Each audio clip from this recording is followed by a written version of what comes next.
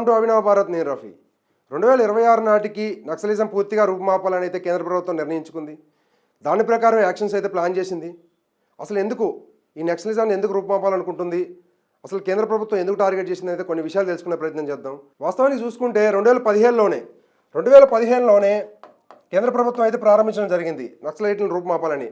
అది ఎలా అంటే national policy and action plan కింద అయితే ప్రారంభించింది. అంటే దీని ముఖ్య ఉద్దేశం ఏంటంటే మావోయిస్టులకి ఎవరైతే నక్సలైట్లు ఉన్నారో వాళ్ళకి అనేక రకాలుగా వాళ్ళ సర్వైవల్ కోసం నిధులు అయితే సమకూర్చుకోవడం జరిగింది. వాళ్ళు అంటే ఏ విధంగా వాళ్ళకి నిధులు వస్తాయి అనే దాని మీద ఆ నిధులన్నీ కట్టడి చేయాలి, ఆ నిధులు వాళ్ళకి రాకుండా వెళ్తే వాళ్ళకి ఆర్థిక బలం తగ్గిపోతుంది, అప్పుడు వాళ్ళ ప్రభావం అయితే తక్కువ అవుతుందని అయితే అప్పుడే ప్రారంభించింది 2015లో. అయితే నిజానికి అసలు నక్సలిజం ఎలా ప్రారంభమైంది, ఎక్కడ స్టార్ట్ అయింది దాని హిస్టరీ చూసుకుంటే 1967లో వెస్ట్ బెంగాల్ రాష్ట్రంలో, పశ్చిమ బెంగాల్ రాష్ట్రంలో నక్సల్బరి చారు మజుందార్ నేతృత్వంలో ఈ నక్సలిజం స్టార్ట్ అవడానికి కారణం భూ సంస్కరణల కోసం అయితే స్టార్ట్ చేయడం జరిగింది.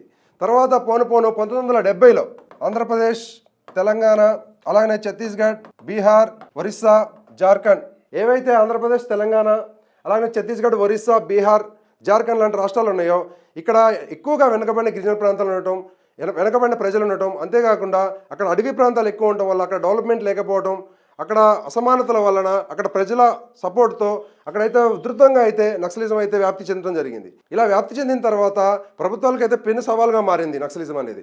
ఎలా మారిందంటే రాష్ట్ర సీఎంలను సైతం బాంబు పెట్టి పేల్చే పరిస్థితి వచ్చింది. అంటే ఏదైతే ఆంధ్రప్రదేశ్ ముఖ్యమంత్రి చంద్రబాబు నాయుడు ఉన్నాడో అలిపిరి బ్లాస్ట్ జరిగింది, అలిపిరి బ్లాస్ట్ కూడా నక్సలైట్లే చేశారు. అంతేకాకుండా చాలామంది ఎమ్మెల్యేలు చంపడం, అక్కడ ఏదైతే అడవి ప్రాంతాల్లో కొంతవరకు డెవలప్మెంట్లకు వెళ్తుంటే ఆ కాంట్రాక్టులను బెదిరించడం, ఆ కాంట్రాక్టులను చంపేయటం, అంతేకాకుండా ఎవరైతే పోలీస్ ఆఫీసర్లు, ప్రభుత్వ ఆఫీసర్లు, కలెక్టర్లు వీళ్ళు ఉంటారో వీళ్ళని కిడ్నాప్ చేయడం, ఇలాంటి చాలా చర్యలకు అయితే పాల్పడడం జరిగింది. అంటే వాస్తవానికి చూసుకుంటే ఇలా అన్ని రాష్ట్రాల్లో వ్యాప్తి చెందిన తర్వాత మావోయిస్టులు ప్రధానంగా ప్రభుత్వ ఉద్యోగులపై, కలెక్టర్లు, ఐపీఎస్ ఆఫీసర్లు అలాంటి వాళ్ళపై, అంతేకాకుండా పెద్ద పెద్ద రాజకీయ నాయకులపై, ఎమ్మెల్యేలు, ఎంపీలు, మినిస్టర్లపై, సీఎంలపై కూడా దాడులు చేయడం అయితే ప్రారంభించారు. వాళ్ళకి శక్తి అనేది పెరుగుతుంది, రోజు రోజుకి పెరగడం వల్ల ఒక పెను సవాల్గా మారింది ప్రభుత్వాలకి. వీళ్ళని ఎట్లా కట్టడి చేయాలి ఏందనే ఆలోచనలో వాళ్ళు ఉన్నారు. 2004లో పీపుల్స్ వార్ సంస్థ అయితే ఏర్పడడం జరిగింది సిపిఐ-ఎంఎల్ పార్టీతో.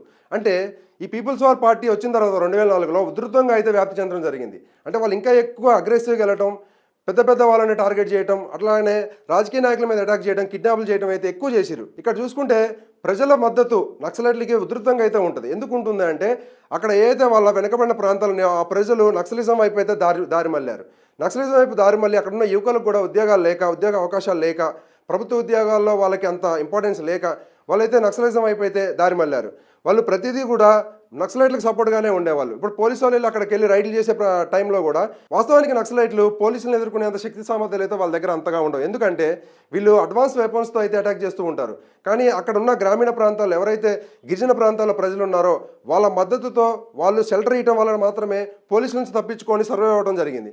కానీ ఇప్పుడున్న అర్బనైజేషన్ వల్ల, ఇప్పుడున్న అడ్వాన్స్ టెక్నాలజీ వల్ల ఇదైతే తగ్గిపోయింది. వాస్తవాన్ని చూసుకుంటే బిఫోర్ అంటే లాస్ట్ 10 సంవత్సరాల నుంచి కూడా మావోయిస్టుల ప్రభావం అయితే ఆల్మోస్ట్ తగ్గిపోయింది.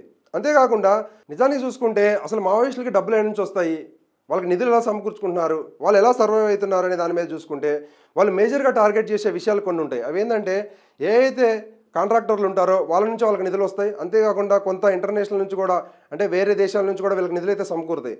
అంతేకాకుండా కొన్ని పార్టీలు, కొంతమంది రాజకీయ నాయకులు, కొంతమంది బిజినెస్ మ్యాన్ల ద్వారా కూడా వీళ్ళకి డబ్బులు వస్తూ ఉంటాయి. అంతేకాకుండా వాళ్ళు ఏదైతే గిరిజన ప్రాంత ప్రజలు ఉన్నారో వాళ్ళ దగ్గర ఉన్న డబ్బులతోనే, వాళ్ళ దగ్గర ఉన్న కొంతవరకు సోర్సెస్తోనే వాళ్ళు మళ్ళీ వీళ్ళకి హెల్ప్ చేసే ప్రయత్నం అయితే చేస్తారు. ఎందుకంటే అన్నలు అనేవాళ్ళు వీళ్ళ కోసం పనిచేస్తున్నారు అయితే వాళ్ళు బలంగా నమ్ముతారు. ఎలాంటి ఆపద వచ్చినా సరే పోలీస్ స్టేషన్కి పోకుండా అన్నల దగ్గరికి అయితే పోయే పరిస్థితి ఉండేది ఒకప్పుడు. కానీ గడిచిన 10 సంవత్సరాల్లో చూసుకుంటే ఇప్పుడున్న అర్బనైజేషన్ వల్ల ప్రతి ఒక్క స్టూడెంట్స్ అక్కడ ఎవరైతే చదువుకున్నారో గ్రామీణ ప్రాంతాల్లో వాళ్ళందరూ కూడా ఉద్యోగాల బాటిన, అలాగే చదువుకోవడం వల్ల ఇంకా నక్సలిజం వైపు అయితే పోకుండా వెనకకి మళ్ళీ నక్సలిజం వైపు మళ్ళకుండా వాళ్ళు నార్మల్గా చదువుకొని ఉద్యోగాల వైపు అయితే వస్తున్నారు. దీనివల్ల నక్సలైట్లో చేరే వాళ్ళ సంఖ్య తగ్గింది. అంతేకాకుండా వాళ్ళకి హెల్ప్ చేసే విధానం కూడా తగ్గిపోయింది.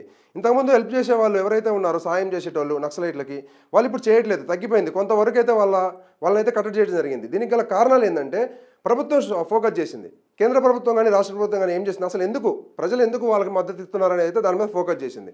అక్కడ చూసుకుంటే వాళ్ళకి కేవలం చదువు లేక, అంటే చదువుకోవడానికి సోర్సెస్ లేక, ఆరోగ్యం, మందులు లేక, హాస్పిటల్ లేక, స్కూల్స్ లేక, కాలేజెస్ లేక, అలాగే అక్కడ అభివృద్ధి పనులు జరగక, రోడ్లు లేక, నీళ్లు లేక, ప్రధానంగా ఈ కారణాల వల్ల అయితే ప్రభుత్వాల మీద వ్యతిరేకతతో వాళ్ళు మావోయిస్టులకు సహాయం చేయడం జరిగింది. కానీ ఇప్పుడు ప్రభుత్వాలు ఫోకస్ చేసి అసలు మెయిన్ సోర్స్ అయిన ఎవరైతే గిరిజన ప్రాంతాల ప్రజలు ఉన్నారో వాళ్ళ దగ్గర నుంచి ఉండే సపోర్ట్ని కట్ చేద్దామనే ఉద్దేశంతో వాళ్ళకి ఏమేమి కావాలో అన్నీ సమకూర్చడం జరిగింది. ఇలా అన్నీ సమకూర్చడం వల్ల ప్రభుత్వాలు వాళ్ళు కూడా నక్సలిజం వైపు వెళ్ళడం మానేశారు. అంతే కదా, ఇప్పుడు వాస్తవానికి అన్నీ వాళ్ళకి ఏమైతే కావాలో, వాళ్ళకి బేసిక్ నీడ్స్ ఏమైతే కావాలో అవి ఫుల్ఫిల్ చేస్తే గవర్నమెంట్ వాళ్ళు వేరే సైడ్ వెళ్ళరు. ప్రభుత్వాలు పట్టించుకోకపోవడం వల్ల అక్కడ ఏవి రోడ్లు, సదుపాయాలు, వాటరు, అలాగనే ఎడ్యుకేషను, హాస్పిటల్స్ ఇవేమీ లేకపోవడం వల్ల మాత్రమే వాళ్ళు నక్సలిజం అయిపోతే దారి మళ్ళారు.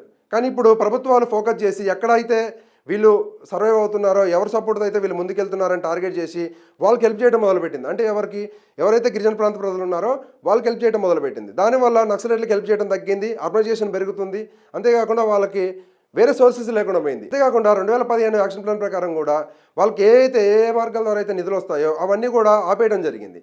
అయితే ఈ విధంగా నక్సలైట్ల ప్రభావం అయితే తగ్గుకుంటూ వచ్చింది. వాస్తవానికి నక్సలైట్లు ఎక్కడ ఫ్లాప్ అవుతున్నారంటే, ఎక్కడ ఓడిపోయారంటే, వాళ్ళు చేసిన అతిపెద్ద తప్పు ఏంటంటే ఒక ప్రభుత్వంతో పెట్టుకోవడం. అంటే ఒక పెద్ద సంస్థ, ఒక వ్యవస్థ ఉంటుంది, వాళ్ళ దగ్గర ఆర్థిక నిధులు ఉంటాయి, అడ్వాన్స్ టెక్నాలజీస్ ఉంటాయి, ఎవ్రీథింగ్ వాళ్ళ దగ్గర అయితే ఉంటాయి ప్రభుత్వాల దగ్గర. కానీ మావోయిస్టుల దగ్గర అంతే ఉండవు. వాళ్ళ దగ్గర కొన్ని టెక్నిక్స్ మాత్రం చిన్న గన్లు మాత్రమే ఉంటాయి. ఇంతకుముందు ఎలా చేసేవాళ్ళంటే వాళ్ళు యుద్ధాలు గెరిల్లా ఫైట్స్ అయితే చేసేవాళ్ళు. అంటే గెరిల్లా ఫైట్స్ అంటే ఏంటంటే చిన్న సైన్యాలు పెద్ద సైన్యం మీద అటాక్ చేయడం, హిట్ అండ్ రన్. అంటే అడవుల్లో వాళ్ళని కొట్టేసి మళ్ళీ ఆ ప్లేస్లో ఉండకుండా వేరే ప్లేస్కి వెళ్ళడం, వేరే ప్లేస్ నుంచి అటాక్ చేయడం, ఈ విధంగా అయితే గెరిల్లా ఫైట్లు అయితే చేసేవాళ్ళు. కానీ ఇప్పుడు అది లేదు, ఆ పరిస్థితి లేదు. ఎందుకు లేదు అంటే గెరిల్లా ఫైట్ చేయడం పోలీసులు కూడా నేర్చుకున్నారు. పోలీసులకు కూడా తెలుస్తుంది కదా, పోలీసులు కూడా అటాక్ చేయడం మొదలుపెట్టారు. కాబట్టి అక్కడ ప్లాఫ్ అయిపోతున్నారు. అంతేకాకుండా వీళ్ళ దగ్గర అడ్వాన్స్ వెపన్స్ ఉంటాయి, ఫారెన్ నుంచి తెప్పించిన వెపన్స్ ఉంటాయి. వీళ్ళు స్పెషల్లీ కేవలం వాళ్ళ కోసం, ఎవరైతే మావోయిస్టులు ఉంటారో వాళ్ళని పట్టుకోవడం కోసమే కొన్ని స్పెషల్ ఫోర్సెస్ అయితే తీసుకురావడం జరిగింది. అవి చూసుకుంటే ఒకసారి సిఆర్పిఎఫ్ ఉంటుంది, ప్రధానంగా చూసుకుంటే సిఆర్పిఎఫ్, కోబ్రా, గ్రే హౌస్. అయితే యాక్చువల్గా గ్రే హౌస్ ఏంటంటే 1989లో వ్యాస్ గారు స్టార్ట్ చేశారు. ఇది మన తెలుగు రాష్ట్రాలకు సంబంధించిన ఫోర్సు. ఇది ఎక్కడంటే ఆంధ్రప్రదేశ్లోని విశాఖపట్నంలో ఒకటి, అలాగనే మన హైదరాబాద్లో అయితే 2 అయితే ప్రారంభించడం జరిగింది.